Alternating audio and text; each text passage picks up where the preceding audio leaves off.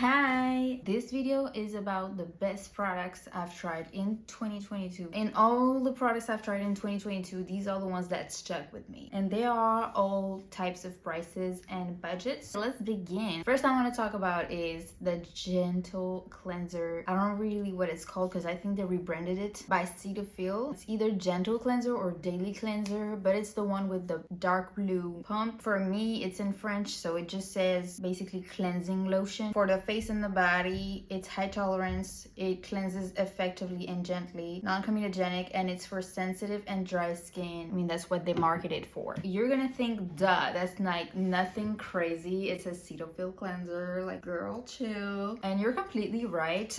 It made it super safe for me to use with my face. It doesn't foam at all. You really feel that it's a moisturizer on your skin, but it cleanses your skin like very gently. This would be used as your second cleanser in the PM. Also, it could be used, of course, as your morning cleanser. It doesn't have sodium lauryl sulfate, so also known as SLS. It's very known to be like one of the harsh cleansing agents that basically foams and also kind of strips your skin of the moisture. You know, when you're done cleansing, that's the type of cleanser that's gonna leave your skin pretty like tight and dry, squeaky clean, you know. That's not the devil, that's not something to avoid ultimately, but if it's not in a cleanser, I'm thinking like, whoa, they've done some research, they've tried to look for an alternative, they found a good cleansing agent that's non-stripping and hydrating. This is probably a hydrating and gentle cleanser. So it has niacinamide. Niacinamide basically softens your skin, helps with hyperpigmentation, acne, and also it can work on your pores and help you like have a look tighter pores. And it also has panthenol. Panthenol is vitamin B5. Panthenol basically protects your moisture barrier and it hydrates your skin. And there's also glycerin, which is a very good hydrating ingredient. So that's super cool, you know, for such a basic cleanser. It has very good ingredients that I would almost want to see in a moisturizer. It smells like baby powder and I love that. I think there's no fragrance actually. Wait, let me check. Oh, there's sodium lauryl sulfate. So it's a type of SLS. It's like the third ingredient from the back. Most of the time in cleansers, when there's SLS, so it's either sodium lauryl sulfate or sodium lauryl sulfate, they're very high up in the ingredient list, and that means like it's gonna strip your skin. Actually no, that's second to last ingredient, so that's pretty like that's okay. Yeah, there's no fragrance, so I don't know why it's got that smell of baby powder, but I really loved it at the beginning when I started using it, and then I just didn't notice it anymore. It's marketed for, as I said, dry and sensitive skin, but honestly I'm oily, acne prone, and I use it, so I don't want to categorize products too much into those skin types because some products really work for oily, acne prone skin. Okay, it's a very hydrating and very gentle cleanser that would perfectly suit a dry skin or sensitive skin. I totally get that, but I think this is truly an all skin types type of cleanser because even for an oily, acne prone skin, we don't want to strip our moisture barrier, simply because if we do, we're gonna get more oils created to compensate that, and then more pimples. I basically treat acne prone skins as sensitive skins. Oh, by the way, we're in our new apartment. I mean mine, because my fiance hasn't moved in yet. We're gonna wait until we're married, but this is my new apartment. This is the kitchen you're seeing right there. But anyways, yeah, second cleanser. Second product that's also a cleanser is the Inculus Salicylic Acid Cleanser. I don't have it anymore with me. I ran out of it. By the way, this one I also ran out of it like a week ago. About a week ago. Or 2 weeks ago, but I kept it just to show you the bottle. So I loved how the Inculus Salicylic Acid Cleanser was very thick to apply. Like it foams, but not like crazy foam. And also it's so pleasant to use on the skin. This is so inexpensive for what it is. Honestly, we gotta appreciate the Inculus for that. They're giving so much effort for very cheap products. You can find below 10 euros. I'm speaking euros because that's what I'm thinking. It's pretty much the same for dollars anyway. Basically, if you didn't know, salicylic acid is a chemical exfoliant, also called beta hydroxy acid, so BHA. It's basically the chemical exfoliant that goes the deepest within your skin, push the debris and the oil, everything out of your pores, give it a deep cleanse, fragrance, and that treats your acne very good. It also regulates oil, treats enlarged pores, blackheads, so it's not just for acne, but it's of course better to use on oily acne prone skin. There's no SLS. There's even zinc in there, which is also super good for acne prone skin.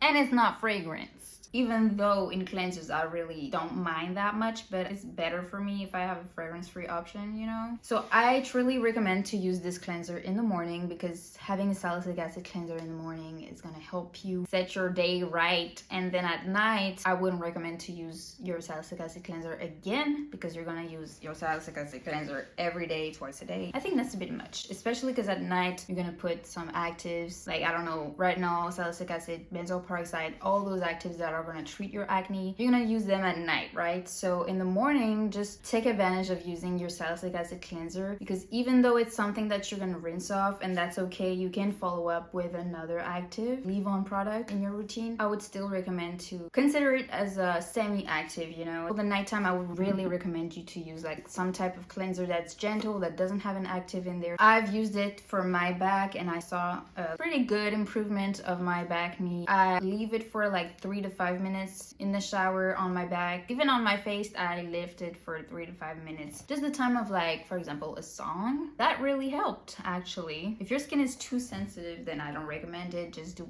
30 to 60 seconds and then rinse it off. This could also be applied to areas where you want to prevent or treat ingrown hairs. Be careful though with your flower, your intimate parts. You don't want to get into it, you know, you want to stay outer skin.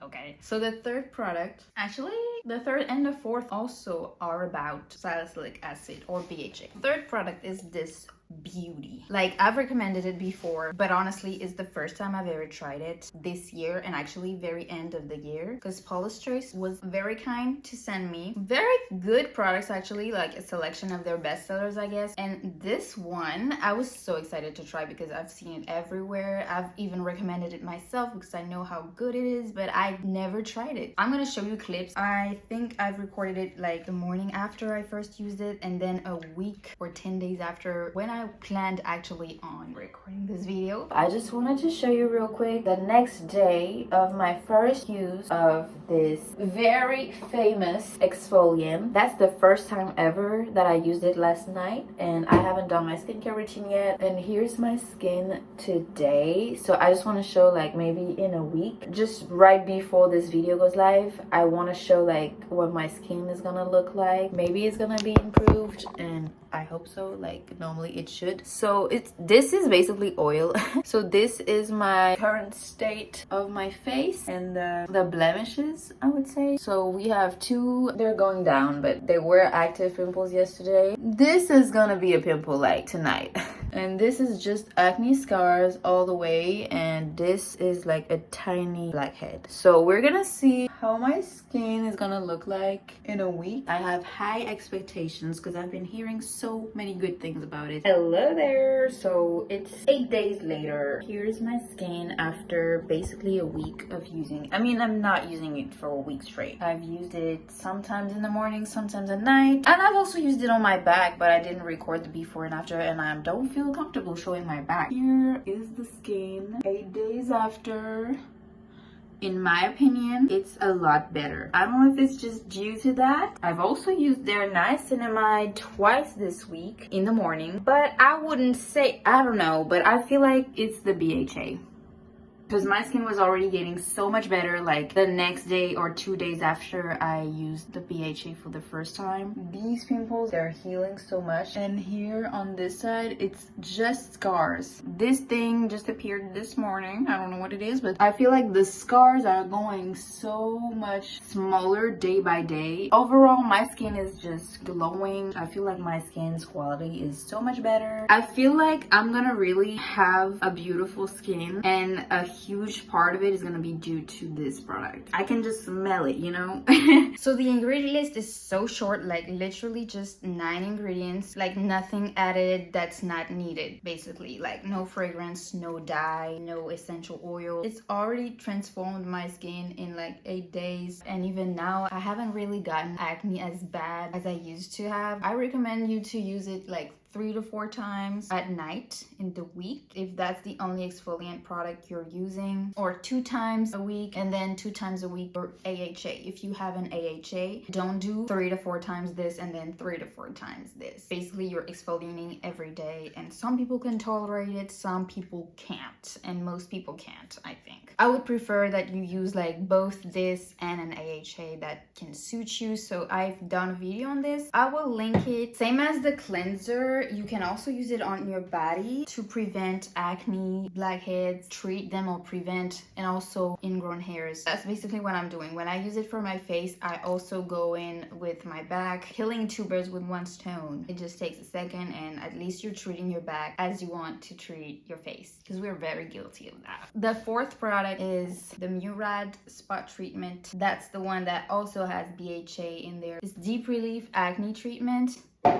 Why am I showing it so close? You can use it either on your whole face as a chemical exfoliating night, but since I've got this one, I'm just using it as a spot treatment. I just dip a Q-tip in there and apply it to my active pimples before my moisturizer. Even if I'm applying retinol or an AHA, I'm not gonna do like BHA, then on top of that I'm gonna apply this. Before I had this one, I was using this one as my whole face BHA product. A lot of ingredients in this product are meant to soothe your inflammation. Acne is an inflammation. Ingredients, for example, like allantoin, betaine, hydrating ingredients like glycerin, urea, and there's even ferments to brighten your skin a little bit. It's not fragranced either, so that's a good point. All right, next product, La Roche-Posay. It's the Entelios XL sunscreen stick, and basically this thing is meant to be used on your sensitive areas of your face. Sensitive to sun, basically your whole body is sensitive to sun. I don't know what they meant with that. It's a SPF 50+. It's very clever because honestly there's not a lot of options for reapplying your sunscreen in French pharmacies. I was looking for a sunscreen stick and there was only 2 options, and I think one of them was really just made for the lips. This one, it can be used on the lips, but it didn't specify lips, so that's why I bought it, because it was also usable for your face. I use this only to reapply my sunscreen. You should reapply your sunscreen every 2 to 3 hours, especially if you're out. I've noticed though it's not available on the US website. It is in Europe and it is in the UK. It just depends on where you're located, but I will link it definitely if it's on Amazon. This product I've actually purchased in May or something. I'm guilty of not reapplying my sunscreen enough, obviously. But I'm trying. It has a weird makeup lip balm smell. Honestly, you can't really smell it. So I go like this. And the neck, I go up. And then with my clean hands and my mirror, I check the trails that I've left, because there's a minor white cast and I blend it. You want to blend it, of course, for the white cast, the aesthetic look of your face, but also because it's not very well distributed. So you want to like blend it with your fingers a little bit just to make sure you've reached every corner, you know, the inside here, everywhere. Practical option for reapplying your sunscreen. Loved it. And you kind of look chalky if you don't blend it with your fingers, like just glide on your face and then go. And some sunscreens are super good because you can literally do that. I know there's some sunscreens that are like sunscreen sticks that are literally transparent. You can totally reapply by carrying your actual sunscreen in your bag, but it just takes more room in your bag, and this is why it's so practical. The only downside is it opens sometimes in your bag, so like dirt and a lot of gross things can go on the stick, so you have to wipe it somewhere, clean the stick, and then you can use it. The texture is definitely on the richer hydrating side. It's gonna go on your skin as a very glowy, because it's very nourishing. It's almost the ingredients of the lip balm because it has shea butter, cocoa butter, silicone, and soybean oil. Definitely it's designed for the most sensitive parts of your face or your lips, but basically I just put it on my whole face and my neck. I will be shining after that. But I like this. I like the glowy, healthy look of my skin. Oh, a huge positive though, you can apply it over your makeup. Like for example, right now, I wouldn't reapply my sunscreen with my actual sunscreen because I'm gonna mess my makeup. But I can just take the stick and reapply, and honestly, my makeup didn't smudge that much. Like of course, it's gonna move a little bit. Love this product. Last product is a sunscreen also. Paul's Choice Youth Extending Daily Hydrating Fluid. Very liquidy. definitely a fluid. It has SPF 50. I consider this more an SPF than a moisturizer. They're kind of mixed on the marketing because sometimes on the website it says moisturizer and it's also in sunscreen category. Then here it says for the moisturizing step in the AM, but then it has SPF 50. Anyways, I consider this as my sunscreen, but if you're lazy or you want to minimize your skincare routine, I would recommend you use it as a 2-in-1 product. It's very moisturizing, very hydrating. So it's water light, like literally super light. It runs down your fingers because I'm like, whoop.